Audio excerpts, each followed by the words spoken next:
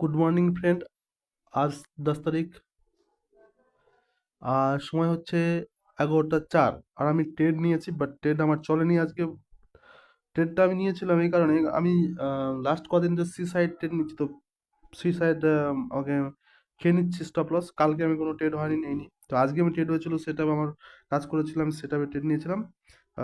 Day হাইয়ের উপরে market যখন close করে সাস্টেন করে তখন নিয়েছিলাম, এই মার্ক করলাম তার উপরে এই red candle, second red candle আমি ট্রেড নিয়েছিলাম। বাট কিছু টাকা প্রফিট দেখায় এবং 5 পয়েন্ট প্রফিট দেখানোর পরে কিন্তু এই ক্যান্ডেল আমাকে স্টপ লস নেই, এই যে বড় রেড ক্যান্ডেল স্টপ লস আমি করে ছেড়ে দিই।